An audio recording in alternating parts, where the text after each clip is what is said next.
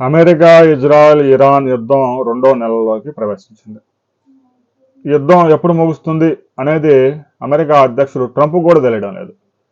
Israel ప్రధాని Netanyahu అయితే మరో 2 నెలల్లో క్లోజ్ చేస్తామని చెప్తున్నారు. ఇరాన్ అయితే మేము 4 సంవత్సరాలైనా పోరాడతామని చెప్తున్నారు.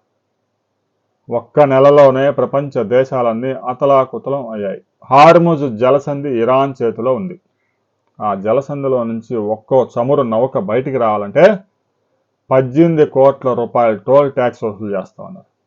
హార్ముజ్ జలసంధిని స్వాధీనం చేసుకునేందుకు అమెరికా చేస్తున్న ప్రయత్నాలు ఇప్పటికీ ఫలించలేదు. ఇప్పటికే 7,000 లక్ష్యాల మీద అమెరికా, ఇజ్రాయెల్ భీకర దాడులు చేశాయి. తాజాగా దాడులు మరింత పెంచాయి.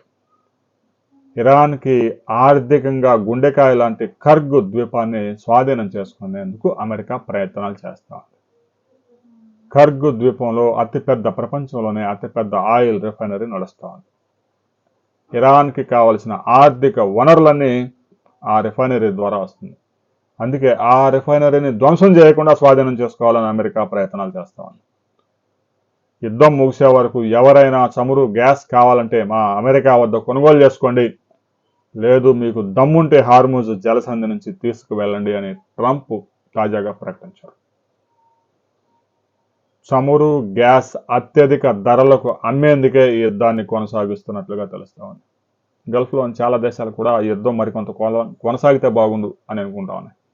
ఎందుకంటే క్రూడ్ ఆయిల్ ఒక బ్యారెల్ 120 రూపాయలు దాటిపోతా ఉంది. $130 చేరబోతా ఉంది. $70 ఉన్న క్రూడ్ ఆయిల్ 100, 120, 130 ఈ విధంగా పెరిగిపోతా ఉంది. పెద్ద ఎత్తున ధరలకు అమ్ముకోవడానికి కూడా గల్ఫ్ దేశాలు కుట్ర బండుతా ఉన్నాయి. అమెరికా కూడా యుద్ధాన్ని కొనసాగిస్తున్నట్లుగా చేసి పెద్ద ఎత్తున గ్యాస్, క్రూడ్ ఆయిల్ అమ్ముకునే ప్రయత్నాలు చేస్తాం. అందుకే అమెరికా వద్ద కొనుగోలు చేయండి అని ప్రపంచ దేశాలకి ట్రంప్ ఆదేశాలు, హెచ్చరికలు జారీ చేస్తా ఉన్నాడు.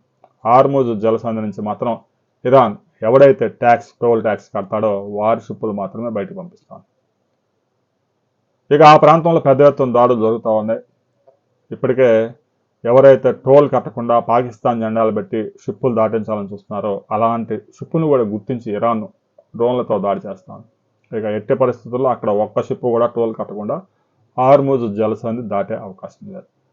మరి ట్రంప్ హార్ముజ్ జలసంధిని ఎప్పుడు స్వాధీనం చేసుకుంటాడు? కర్గ్ ద్వీపం మీద ఆ ఐలాండ్ని స్వాధీనం చేసుకొని అక్కడి నుంచి కూడా పెద్ద ఎత్తున చమురు తీసుకుపోవాలని ట్రంప్ ప్రయత్నాలు చేస్తా ఉన్నాడు. అదే విషయాన్ని స్పష్టంగా చెప్పాడు, చమురు అంటే నాకు చాలా ఇష్టం అని.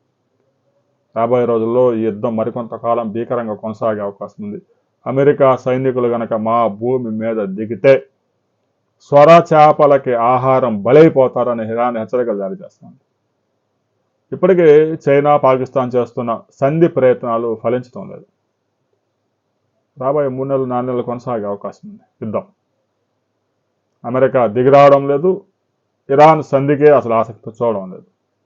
రాబోయే రోజుల్లో ఏం జరగబోతా ఉంది? ఇప్పటికే నెల రోజుల్లోనే భారతదేశంలో వాణిజ్య గ్యాస్ నిలిచిపోయింది. పెట్రోల్, డీజిల్ కొరత కూడా ఏర్పడే ప్రమాదం ఉందనే ప్రచారం జరుగుతూ ఉంది.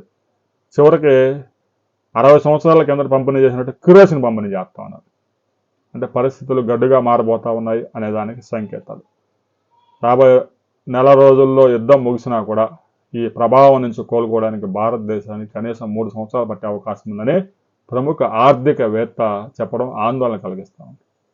రాబోయే రోజుల్లో ఒక తీవ్రమైన నిర్ణయాన్ని ఇరాన్ ప్రకటించబోతా ఉంది. ఆ నిర్ణయం ఏంటి అనే వివరాలతో మరో వీడియోలో మనం కలుసుకుందాం.